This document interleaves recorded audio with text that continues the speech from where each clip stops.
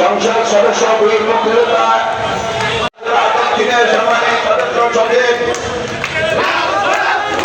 সাবেক ছাত্রনেতা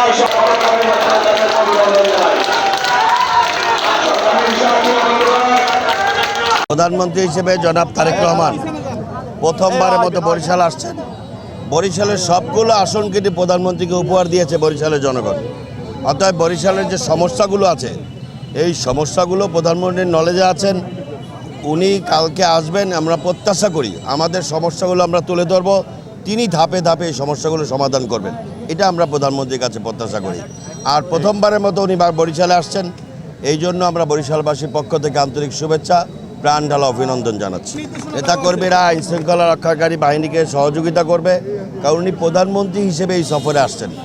এটা একটা রাষ্ট্রীয় সফর, উনি বিএনপির চেয়ারম্যান হিসেবে না, উনি প্রধানমন্ত্রী হিসেবে আসতেছেন। এই জন্য প্রধানমন্ত্রীর কিছু রাষ্ট্রীয় কর্মসূচি নিয়ে উনি আসছেন। এই পুরো সময়টা আমাদেরকে শৃঙ্খলা বজায় রেখে আইন শৃঙ্খলা রক্ষাকারী বাহিনীকে সহায়তা করতে হবে। নেতাকে আমরা রাস্তায় দাঁড়িয়ে শুভেচ্ছা জানাবো। উনি গড়নদী থেকে শুরু করবেন এবং বরিশালে এসে আরও 2টি স্পটে গাছ লাগাবেন।